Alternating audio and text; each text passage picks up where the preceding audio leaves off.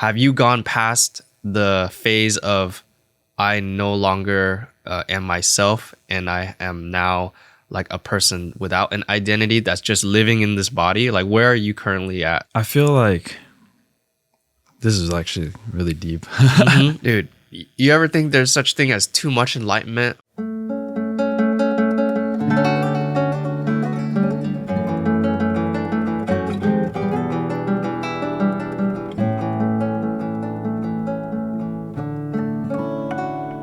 Welcome to the koi pond, where we keep things very small and tiny, and we talk about only little things, no big things here. Okay, No big things. I'm just kidding. This is episode 3 of the koi pond. I think it's called Koi's in the Pond. Just kidding. It's called Koi's in the Pond. Anyway, I have a special guest here. He's one of my friends from high school, and we used to dance together. We used to play in the fields together and in the park, and it was a great time. And then one day he left. So today we're going to find out what happened the day he left, and now he's back. But now we're going to hear from him. This is Yin. I call him Yin. His real name is Anthony, but we don't call him Anthony. And he also goes by the Era Knight. He's a musician, former Buddhist monk, or would you say currently practicing?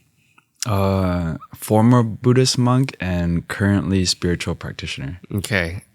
And yeah, go ahead. Tell everybody about yourself. I am currently a practitioner for a lot of like spiritual practices, mainly incorporating Buddhist practice that I was taught back in the monastery days. But a lot of opening up to different views and different like techniques, whatever fits best kind of thing now. Dude, nice. So can you explain like what you're wearing for anybody that's like completely new to what's going on? Well, this is definitely completely new for me too. I feel like I'm walking a different path now. Mm-hmm. Like I came from a Vietnamese traditional monastery, and a lot of their clothing was based off of like things that were passed through the Chinese culture, you know, because we were definitely like the Buddhism from Vietnam was definitely influenced a lot by the Buddhism in China. So, which was from India. Oh, Yeah. Okay. So the origins is India? Yeah, the Mahayana path, they passed through the monk Bodhidharma, who started the the Indian martial arts that brought together the Shaolin Temple. Nice. So he brought Zen Buddhism, and the Buddhism over there flourished.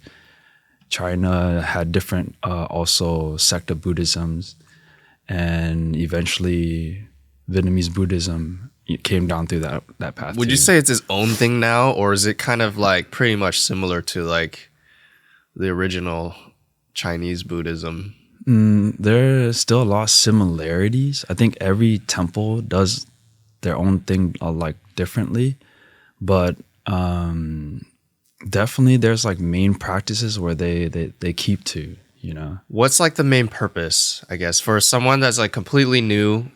And is it Zen or is it non-Zen what the Vietnamese people practice?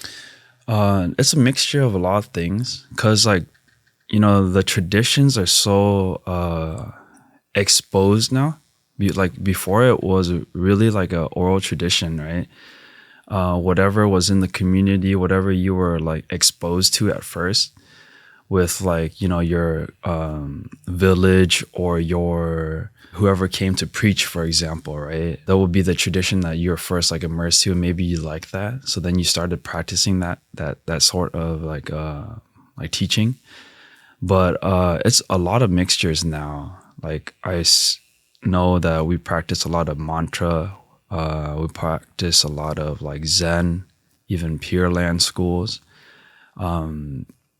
Yeah, it's definitely a mixture everywhere you go now. When you first enter a monastery, or like let's say you're somebody that's completely new to any religion, any sort of spiritual practice, and somebody tells you, here, read this mantra, do they ever tell you why? Like, they say, hey, do this because this, or do they tell you like, so the whole point of this is to not suffer, or like, do they give you kind of like any sort of, not warning, but any sort of like prep talk before you practice? You know what I mean? Because because then imagine you're like a kid growing up in a family, and your parents make you go to a temple, and then all of a sudden you have to start chanting, but you have no idea why. I'm sure a lot of people like have experienced that, even in like other churches or other religions. I'm sure you experience, right? But do they ever tell you why?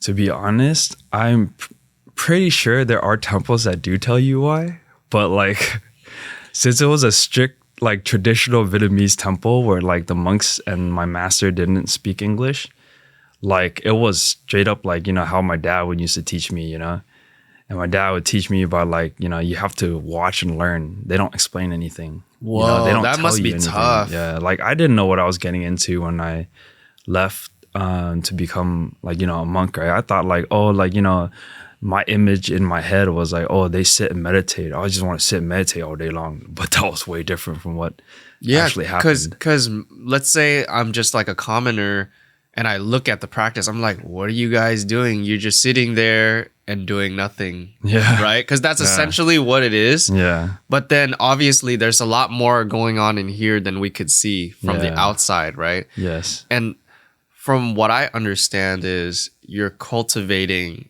a sort of strength, you're cultivating your mind, you're cultivating something inside here that nobody else can experience except for you, right? Yes. So that's what explains like all the mantras and stuff. So what about the clothing? So now why do you have to wear like a headband? What is this scroll in here? Like explain like from top to bottom. So a lot of, like I said before, the Chinese culture had influenced a lot of Vietnamese clothing and in the monastery, right? So inside, well, I'm talking about the Mahayana, the Theravada, they're like a lot different for that. It's like two different schools of Buddhism, right? It's two different branches. Branches. Okay. So there's schools in each branch, and then there's actual like there's three main branches in Buddhism. Yeah, there's. I think Mahayana, was that the one where you want everyone to achieve enlightenment, and then Theravada is the one where you just worry about you yourself achieving enlightenment, and then like getting out of the cycle, right? That's some of the stuff that you read would say that, but honestly, like I don't like talking about like other traditions if I don't know too much about it. Like maybe it has changed, right? Yeah, that's maybe fair. It was a viewpoint, or maybe like, you know, for example, maybe some of the Mahayana books you read were talking about this so that you would stray away from that just so you can focus on one thing. Because I notice a lot of teachings do that, right? Even like medicine, for example, don't take this drug, you know, because it's not going to help you with your problem. This one will, you know, it's kind of like that kind of technique, right? Where like you don't want the practitioner to be too much scattered brain, because we're so curious, you know? So we start grabbing from different traditions and stuff, but then that's not how it really helps you unless you hone down on one technique. I see. So the one that you're practicing right now, it's more towards the Mahayana practice, right?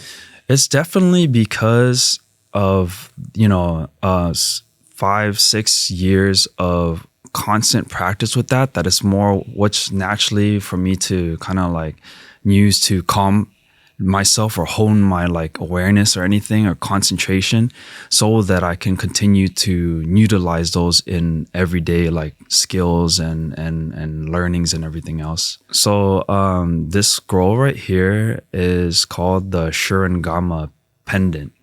So inside this pendant, it has a whole mantra written down.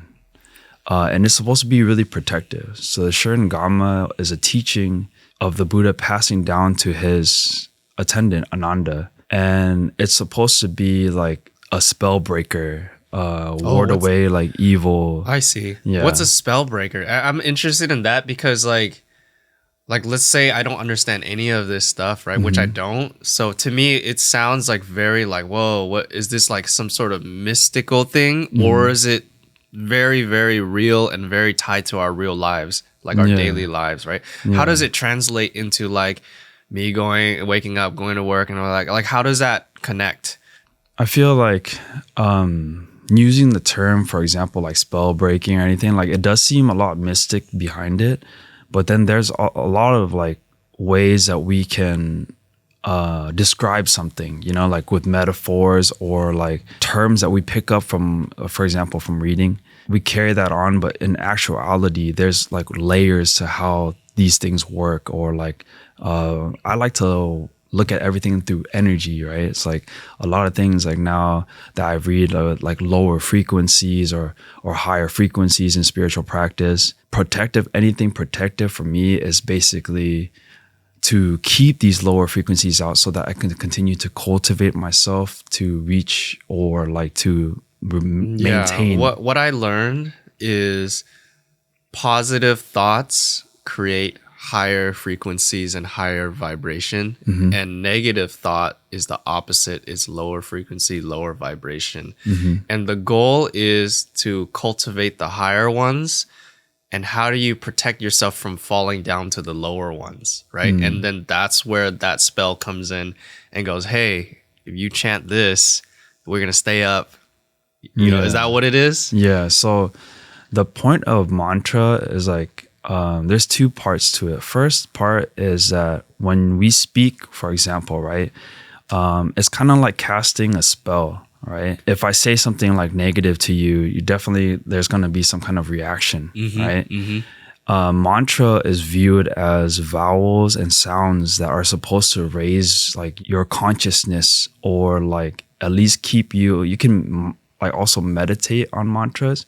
So just focusing on those certain, like, for example, like Om, Ma, Ni, Pad, Me, Hom, like just repeating mantras, repeating sounds allows your brain to actually just, your mind focusing on one thing, and it develops like concentration. At the same time, it allows you to calm yourself down because you're not too busy thinking of other things. Yeah. So connecting that to the world today, do you feel like there's a lot of non-concentration happening where people are constantly distracted, not focused? There's just so many things and terms that have been popping up lately, and this is kind of why I want to talk about this kind of stuff, because I feel like in some ways, like, parts of society have been lost to the distractions, the phones, the TV shows, the whatever, the content. Even this, like, what we're listening to and what we're saying now, you know, it can be seen as a distraction.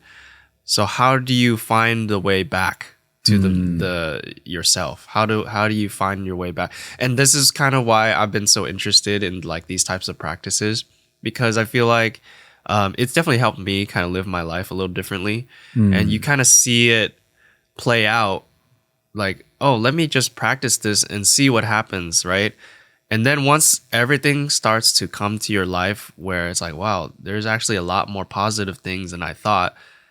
And so this is why people practice this, and this is why this is happening, right? And then it's like that self-discovery type of thing. Like, they don't tell you why they practice it, right? You just have to do it and see for yourself, right? But sometimes it can be frustrating too, because like, what if you don't know what you're looking for? And then you practice the mantra, you practice the meditation, you practice the breathing. So is this why it's important to kind of have like conversations and teachers, you think? So in spiritual traditions, it's always best to like have a sort of guide, maybe some sort of collective. In the Buddhist like terminology, we had a sangha. And what's that? Sangha is like, you know, the community of monks and nuns and lay practitioners. And they're there to help boost you when you're falling down. For example, like in dancing, right? If I want to learn like, you know, b-boying, if I want to learn popping, then having an instructor that's an OG really helps out a lot, you know? Like, they know what you're doing wrong. You can't see it, but they can. So those are always like best to follow. You know how in dancing, this is a really good analogy, I think. In dancing, there's the OGs that teach you the basics. Yeah. And to stick to the basics, start there, and then you develop further, right? So what happens now when you have furthered your journey into this practice, and then you start finding new ways and evolving the original form to something new, and then the OG tells you, hey, you're not doing it right anymore. So does that ever happen in temples and Yes. like and all that? So how does that look? Like, So- like let's say if you're meditating and then you discovered something like, oh, I found a new technique. Yeah. What would a teacher say to you? You see, this actually was the whole story of how the first two branches of Buddhism split. So the original Sangha under Shakyamuni Buddha, Siddhartha Gautama, right? They came to a decision at one time where the Buddha was already like departed, from the world. And the OGs, and just for better lack of terms right now, so everyone can understand, but the OGs and, the younger heads, they all had a big congregation, and a big meeting. And so a few of the elders, their argument was that if you change the way that you approach things, right, then it won't keep the teachings pure, right? So this was the first starting of the Theravada tradition. That's the pure one. It's not pure. More, it's the original. Like it's the way of the elders. Okay. That's what the term represents, right? The way of the elders. And then the younger monks were saying that, like, if we don't adapt to the current society and current cultures, then there's no way that Buddhism will continue to thrive, or the teachings will continue to thrive. Not It needs to even be a little Buddhism. more modernized. Yes. Right. So if you notice the chain of Mahayana traditions in Buddhism, the ones in, for example, China, right?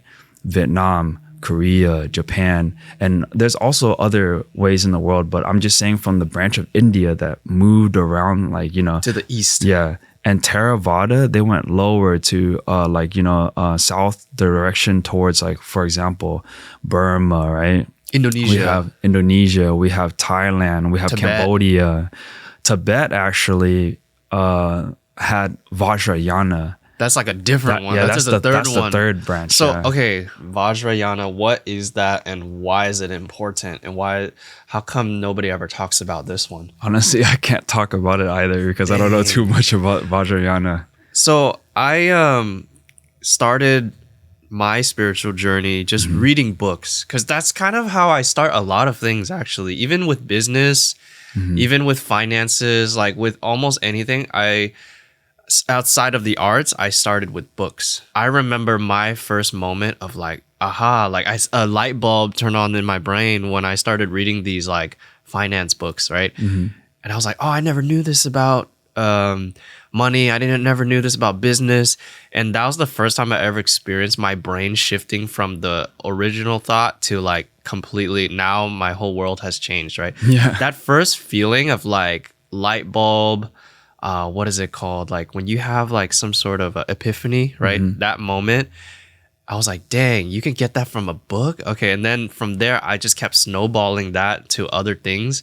And then recently, I think after 2020 or something like that, I started reading these spiritual books just cause like, I have no idea why. Cause I felt like at that time, I was like, why do I feel like I'm missing something? Right. And so I was like, whatever, I'm just going to read random stuff.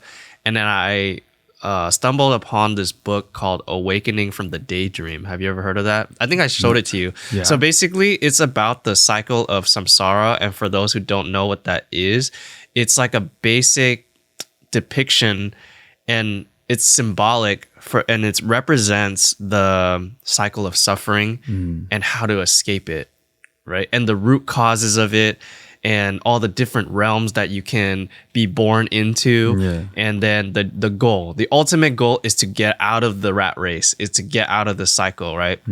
With that book, it turned on another light bulb. And now this time it's in a completely different direction where I was like, oh my goodness, like I didn't even realize there was this whole other world of thought that I never dove into until now.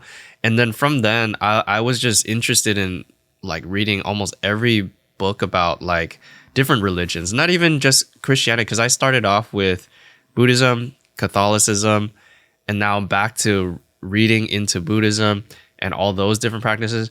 And then there's Hermeticism, and then there's like, like as soon as I started reading about other spiritual practices like magic and all this other stuff, I didn't even realize it was a thing. But the crazier thing is, it sounds crazy to someone who doesn't even know anything about this, right? Yeah. Like magic, spells, what are you talking about, right? Yeah. Oh, what is all this like Dungeons and BS? Dragons. It just sounds like you're a crazy person, you're a witch, or you're practicing like some devil stuff.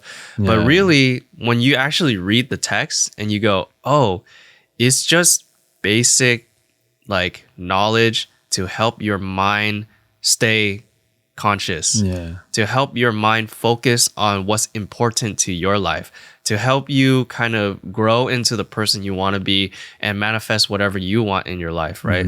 So that's something that I found really useful, really important, but also it kind of allows you to see past a lot of like the fake stuff in life. Because a lot of the times, we like to create this story of ourselves. We like our ego or whatever likes to create this image, this identity of who we think we are.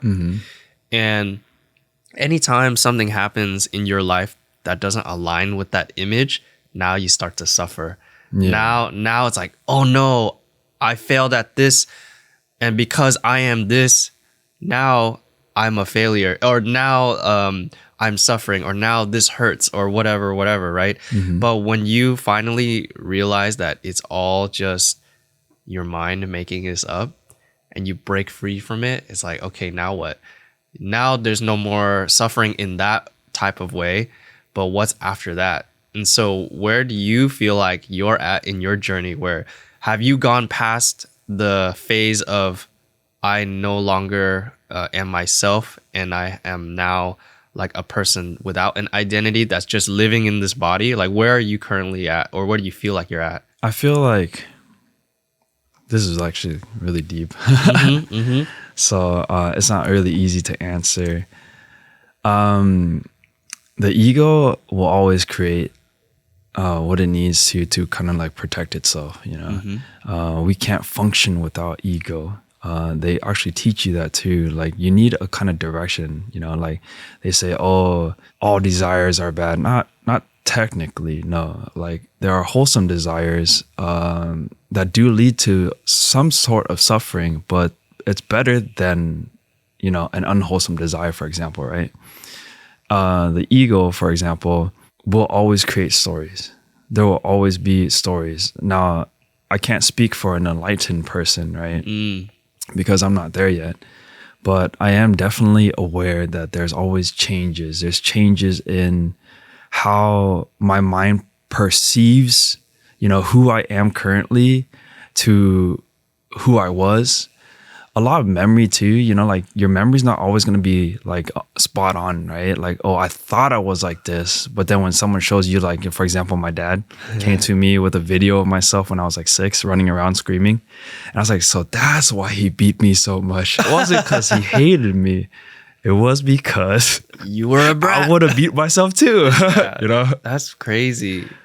Dude, yeah. That it's always a trip to look back on yourself and go, man, that was me. But then it really, I mean, technically it was you, right? It's like a part of you that is just, it was there, and then it just added more knowledge on top of that, added more perspective on top of that. Yeah. So you realize that I don't need to be like that, even though that was you, you know? I think that's why it's so important to like look within and go like, what am I really, right? And then the more you look around and the more you look for it, the more you're gonna realize that, oh, it's impossible to find out who you really are, because it's like it's always gonna change.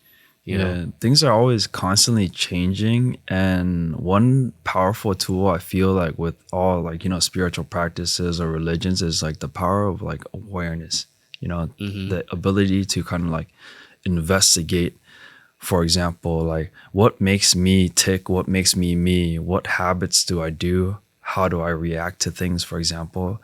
How do I change that depending on my, for example, like moral compass? What makes me feel more at peace? You know, for me, that's like a really big question, is like, what am I doing? How do people like get affected by that? And how do I get affected by what I do? How many times have you gone into investigation mode, observation, looking at everything? And then how often do you feel like once you're done investigating, how do you apply what you learn? Do you ever get into that mindset? Because I feel like that's kind of the balance, right? Because you can't forever be the observer and just look and pay attention and not do anything, right? Because then nothing will change. Yeah, like you have to act upon something, right? Yeah. So what do you remember any moments where you were like, man, I should have done this instead, and how come I practiced this, but at this moment when I thought I was supposed to apply it, it didn't apply? And then how do you rework? Like, how do you get yourself to the discipline where, okay, now I practiced it, now I can apply it? You know, how do you get there?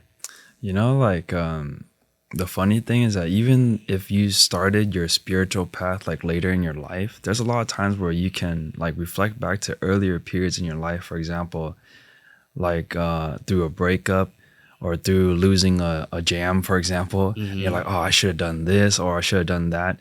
But that like mind has always been ticking. You're just now more aware of it because you're calming yourself to allow this awareness to be like, oh, it's already there.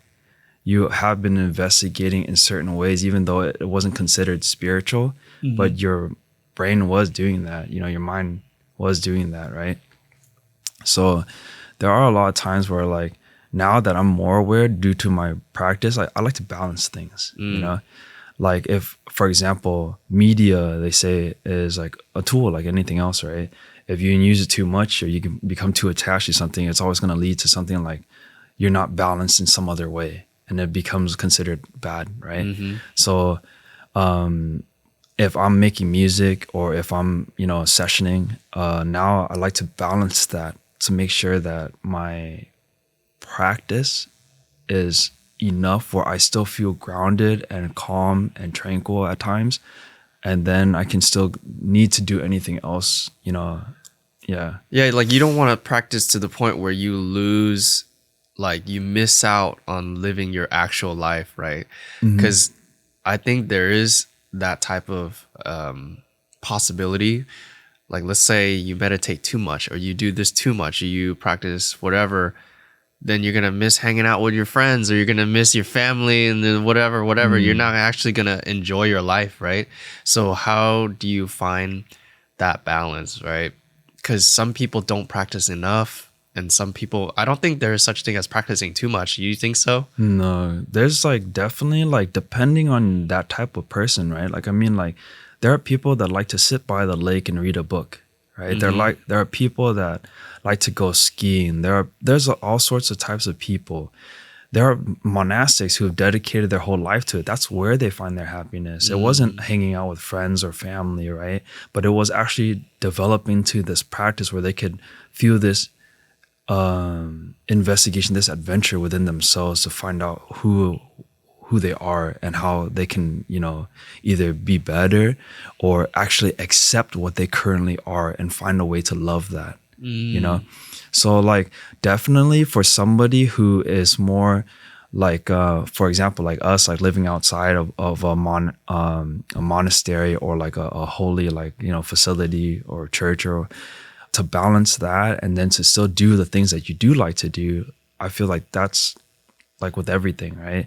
But then for people who dedicate their lives to the practice and that's where they find their joy, of course, practicing all the time isn't like considered too much. Yeah, they probably have discovered some things about the mind that it's like, oh, we can't even talk about this. Yeah. That's something that I suspect because I practice on my own time at night usually, and I'm sitting there and like I would just reflect and then just still maintain my awareness and be aware like of what my mind's thinking too. Yeah. And there's these thoughts where I'm just like, dude, this is what it's like when, in the end. You know what I mean? Like, you ever think about that? Like, because, you know, when you meditate, and sometimes people practice meditating on death or like what's after this, when your spirit leaves your body, right? Yeah. And I thought about it. I was like, dude, what if this is it? Like, you just there. Oh, and it's just like, but then, because then there's that whole achieving enlightenment, escaping the suffering, and that's the goal, right? But to me, I think that that's just the beginning. Yeah. That's what I've realized, at least. I don't know if people talk about that, like reaching nirvana or reaching the light. Yeah. Like, oh yeah, this is the end. This is what you want to achieve so that you can be happy in your life. But to me, like, what if we already had it and now this is after it? You know? You ever think about that? Yeah, definitely. There are actually a lot of stories about like beings who become enlightened, but still like, you know, focusing on the garden after, still doing their practice after, still enjoying walking meditation after. But it's just that like whatever their enlightenment was allowed them to fully immerse themselves in it now without the labeling of the mind, of the ego, without all these like excess things that were weighing them down before. They finally were able to be free of that. And that's what we believe, right? Like, because we read these things or they're passed down stories from our elders and, you know, teachers. Definitely. Dude, you ever think there's such thing as too much enlightenment, where like you're too holy, you're too far, like you're so removed from society, and you're like, nothing has a label, nothing really exists, blah, blah, blah. Like, do you think that's a possibility for some people where they achieve it and they realize like, oh, nothing matters? Do you think they ever go so far to where it's like they're not human anymore? Or maybe that is their pure form or whatever? There's definitely like a lot of stories of sages of each, like a lot of different cultures, but then what happened to them, for example, right? Like Jesus Christ. Oh, yeah. You know, if you want to talk about like somebody who is considered to be like, you know, like of that caliber, right? What happened to the people around him? What would you rate him from 1 to 10 as a spiritual practitioner? Like, Jesus Christ, go. Above 10. Oh, yeah. Definitely. Do you think it's because of the stories that we hear about him? Because obviously we were never around during that time, but like, do you think the stories and the amount of times people talk about him is what makes him great? Or was it how he actually was? To be honest with you, I feel like there are a lot of people, right, in this world, whether good or bad, that have enough, like, you know, like energy to them to affect so many people around them. Like if you throw a pebble in a pond, right? A pebble in the pond will start to create vibrations. This pond. Right? It starts, this little koi pond of ours right here. Yeah. And think about it. For someone that like far away in time. Dude, he's a boulder. Right? He was a boulder splashed into a pond. I think that's what happened. And then the water from the pond got outside of the pond. And then that's how the whole world kind of knew about him, even 2,000 years later. Like, that's insane. Yeah. That's crazy. Do you think anyone from our time now is going to have the same effect in 2,000 years? I say no. But what do you think? I say let it be what it will be. You know, I cannot say no and I cannot say yes because I don't know. Yeah, that's true. We'll never know, huh? Yeah. What we're going through right now is, it's like a time of change where people are starting to become a little more aware of like, oh, technology is not as crazy as, you know, as we thought it would be. Well, I mean, it is crazy, but some people are starting to step away from that. Yeah. I think that's a recent trend too, because once it started, the wave of technology, everybody's just hooked, right? And then the more crazy it got and the more glued we got, the more people start to realize, hey guys, we're actually glued to our phones and we need to step away. And now it's starting to head back the other direction. Do you think it's ever going to be like the majority of people now will realize it versus like the minority of people that are glued to their phones, stuck to their ways? Or is it going to be majority, everyone is stuck to media, and then the minority is like, oh, we're all awake over here and we're all like unplugged? What do you think it's going to shift to? I feel personally that we're actually like, you know, we're always entering some kind of new time in like in general, right? Yeah, but like of spiritual, you know, awareness, I hear it more, you know, in friend circles. I even hear it at work. I even hear people like, oh, like, yeah, I just deleted TikTok off my like, phone, for example, right? For the usage of the phone, for example, though, I feel like it is an important part of how we are as a people now, in this like, day and age, right? Yeah. And it is an important tool. It is allows us to connect or look up information or even like read our spiritual books, for example, right? Yeah, When we're on yeah. the go. And we don't have to carry all this stuff with us anymore. you Yeah, know? it's definitely a useful tool, but it's the blessing and the curse, right? When it's too useful and you're too like invested, it's like, wow, I can learn everything. And then you go into that. It's like a tunnel, right? You go into the tunnel because it's so interesting. It's so helpful. It's so whatever, to the point where like you can just lose yourself into that tunnel Yeah. at any point. Yeah. And nobody tells you that, right? And you just have to kind of find out the hard way. Yeah. At least that's what most people have been finding out. It's like, oh, they call it doom scrolling, whatever. Oh. Like there's so many terms for that now.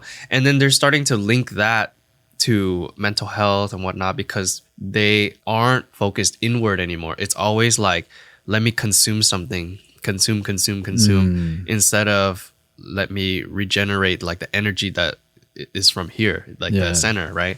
Okay, so let's talk about like how does this connect to us as artists, like as creatives, right? Because we just have this urge to want to create all the time. It's just within us, right? But being a spiritual being, whatever, how does that tie into yourself as a creative? So like there was a time where like when I was making songs, right, and I was writing a lot, and I found myself on FL Studios all day long, right, trying to perfect this, trying to perfect that, wanting it to sound perfect, right? And when you, as the trained ear, for example, keep listening to these things, and I'm not saying that I'm trained to listen to it. I'm just saying that like I've been focusing on it so much, I notice these minute details, but other people, they don't. And when I realized that, I had to kind of let go of that, like trying to get it too perfect before releasing it, right? But I was on this song after song after song. I felt so drained, because there wasn't a balance. There wasn't a balance between me going outside, taking a break, going to the beach or even going to the park. But I found one thing that helped me in the time where I was really busy focusing on all these things was to actually set time to take a break. My timer's up. I got to go over there and sit and meditate, bring myself back. So I was trying to like, even in that rush of shooting the music video, for example, it was like, all these planning back to back to back, meetings back to back, all the way for like a few months until we were shooting these scenes. And these scenes were like a month apart, right? Or 2 months apart. And I would set time. I would set time to kick back and relax somehow in any way that I found like was like helpful. Or I would actually just sit and hardcore, just meditate, and just make sure that like I had stilled my mind so I could see things with clarity. I didn't want anything with like any fear or any like doubt, like self-doubt, or like, oh, is this gonna work, or is this person gonna make it to the shoot, like to cloud me from being who I wanted to really be myself in that moment. I remember that time too, because I remember we used to go to the gym a lot.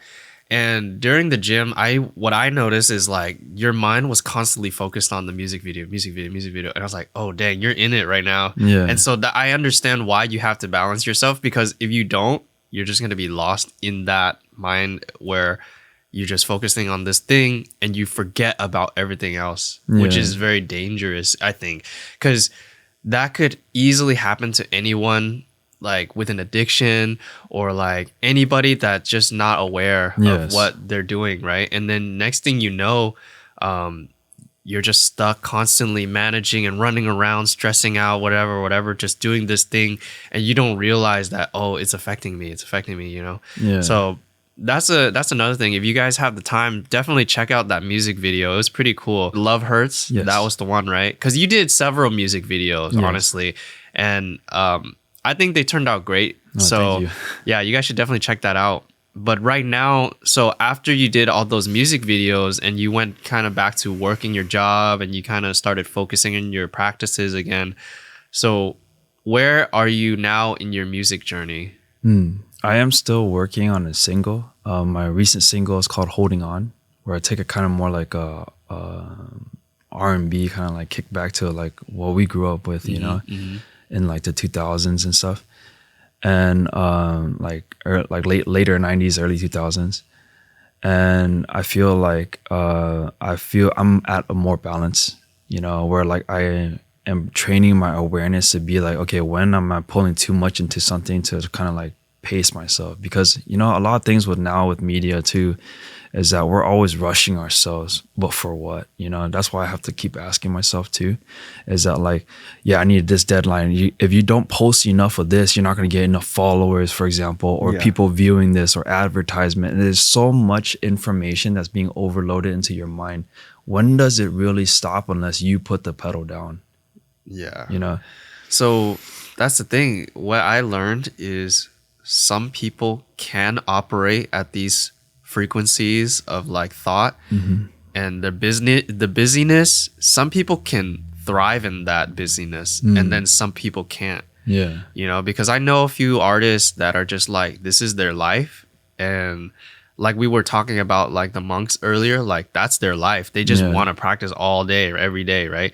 But then I realized that there's just some artists that they want to be caught up in the busyness. They want to just be like, all right, next song, all right, next project, next thing. They never stop working because that's just who they are, right? Yeah. And I think for some people, it's not the same. It's like, okay, I want to work on this thing and now I want to chill. And then I want to work on it again and chill or whatever. And that's totally okay too. You just have to find out what works for you and where you draw the line of like, this is too much for me. You know, so I feel like you're at a pretty good point right now where you already are aware of like how much you're doing, how much you want to do. And I think that's actually really important for anyone else that's kind of starting a career with music or with art or with anything really creative. We talked about this in a previous episode where you could easily just get into the zone. You know, but also that reminds me of something that Tyler said, and it's actually meant for you. It's a message that's supposed to be passed on to the next person. Thanks, and Tyler. He said, always finish what you start.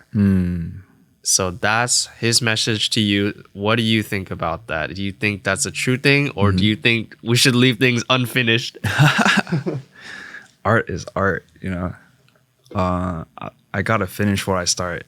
That's definitely like its own separate journey. Like every song, every like picture you paint, you know, like you just want to finish it. And if it is unfinished, that's where it's finished. Oh, interesting. You know? So, okay, because some people have a very fine definition of what finished means, right? I think objectively, a song is finished when it's published.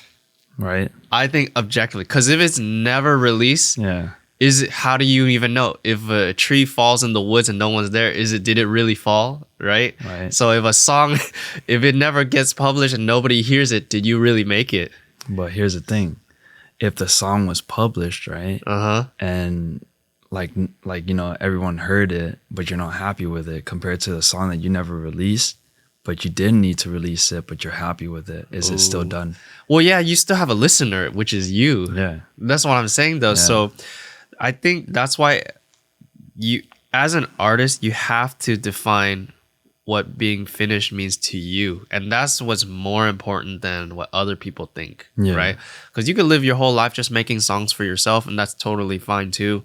But yeah, if you want to talk about like career, making a living, you have to publish it like outward, because then it's more so about communicating your art and your message to other people and then receiving what do they think about it, you know? Definitely figure out what matters to you, draw the line for yourself, figure out what does being finished with your piece of art mean, and try your best to finish that wherever that line may be. But yeah, moving forward, For the next guest, I have no idea who the next guest is going to be, but if you had to tell them one message, like something to kind of like think about, what would you tell them? I just feel like we are at where we need to be. You know, if you're able to see that, appreciate it. You know, I've lost a lot of people in my life, you know, and as a monastic, former monastic, I was doing funerals like 7 to like, 10 times a week for the like, 3 to 4 or 5 years. And so appreciate where you're at, appreciate life. You know? I like that message. Appreciate where you're at.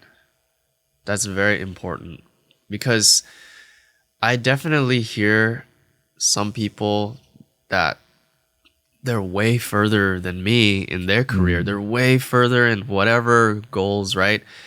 And they could easily be like, "Oh, I'm not happy where I'm at." I'm like, that's crazy. Like you got so much more steps ahead of other people. Yeah. But how can you say that, right? But it's all perspective. It's like, oh, it's because we don't know what they're chasing. We don't know what they're after, right? Yeah. So to us, it looks like they're there, but to them, it's not. So yeah, I guess appreciate the moment, appreciate where you're at is super important. I also think I would like to add on to that is to also not settle where you're at either. Yeah. Appreciate it, but keep moving. Yeah, definitely. You know? Like comparison, they say, is the thief of joy. But like you do have your goals. Do aim to be what you need to become, and appreciate every step of the way. Comparison is the thief of joy. So what's the opposite of that? Appreciation is the giver of joy. I don't know. Yeah. That's probably Trying to make up quotes on the fly, dude. That's a crazy skill. But anyway, so right now you're working on a new song. Where can people find your music? I am on Spotify. I have a lot of my stuff on YouTube and on IG. If you look up Era Knight, ERAKNIGHT. Nice. Why Era Knight? How I came up with the name for Era Knight was because Era is time frame that I'm alive. Okay. Knight was to like the symbol like to protect. For me, it was like my music was about protecting what makes us like human, like our virtues, our like upbringings, our downfalls, and things that like our meaning, like whatever. Like I felt like, oh, like this was important. This was a change. This was growth and transformation, for example. Oh, and I chose the name Era Knight because of wanting to promote those things: virtue, story, transformation. Compassion, what was it, consciousness, is it would you say that your genre is more close to conscious rap, or like what is your genre for someone that's never heard of your music? I guess if we are to categorize it, conscious rap, Nice. if we're to make our own category, spiritual rap. Spiritual rap. Is that a thing though? Okay, I actually do want to talk about that word itself, just to demystify and to make it more grounded. Is like, what is spiritual?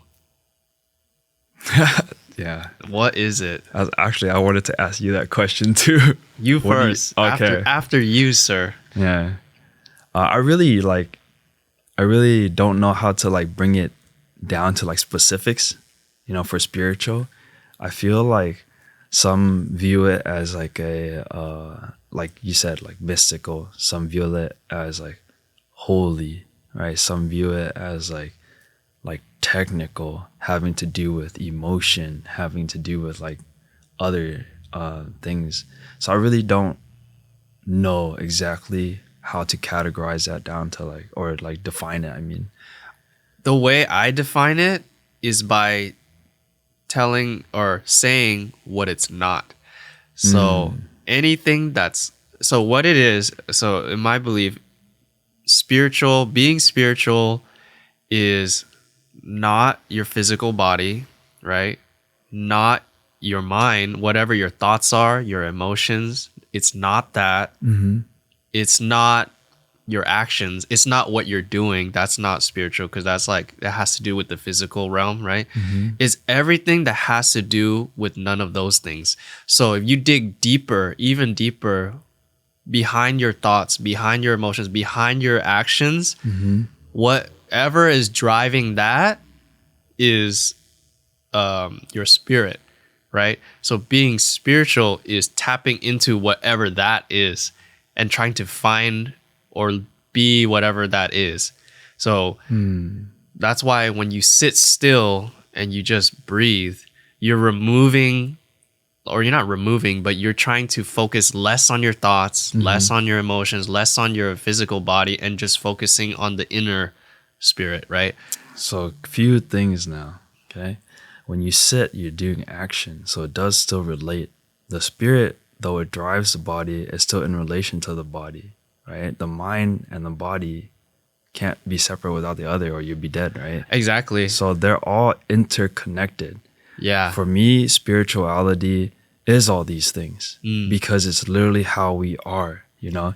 If you're sitting down and you're being aware, what are you being aware of? Your emotions, you know, your mental state, your tranquility, you know, whatever it is that you do feel in that moment, what are you trying to do with it? You know, like that's all part of the practice, especially in Buddhism. Yeah. You know what's interesting about that is now what you're saying is it involves and it encapsulates everything. And I'm saying it's nothing, which is both true at the same time. Because there's this thing called absolute truth, right? Where everything is nothing and nothing is everything. And then there's the relative truth where it's like, oh, you're Anthony, I'm Can, this is a microphone, this is a podcast. That's the relative truth of this reality, right? And then there's that absolute truth where like none of this is real. It's all atoms, and when inside of every atom is, guess what? It's nothing, you know? So there's these two things that we go back and forth in conversation about when it comes to like spirituality. And I think that because it's so different and it's both true and it's not true at the same time, like that's the mystery, right? Like we can't really put our finger on what it is, but it is. I think you know? That like we definitely have to be careful with saying like, you know, for example, like the terminology, everything is nothing, because is it nothing or is it something? Like, yeah, what is absolute truth if we're not enlightened to it yet? Yeah, I mean, that's what nihilism is. So what nihilism is like nothing matters. It's very it's like a more negative connotation of the truth, right? And then there's obviously the positive connotation of what that truth is. Because there's nothing, now we are free. Oh, because there's nothing, now we're at peace. So there's like positive and negatives to that type of truth. It just really depends on how you want to see it. So that's what's cool about it too, is we leave it up to you. Like you figure that out. Yeah. That's your journey. Yeah. You figure it out. You tell yourself what you want it to mean. Yeah. Right? But the thing is, you can only even get to that point if you're focused on it. If you don't focus on it, your mind is constantly in this world, playing out your story, living in your ego, doing whatever, then you're never going to pay attention to all the other stuff, right? Yeah. All that stuff that we've been talking about.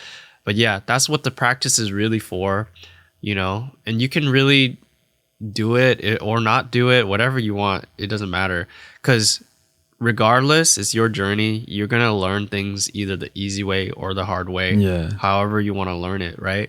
And then sometimes you're going to go through like a rock bottom, or you're going to go through a time where you're like, it snaps you out of your story.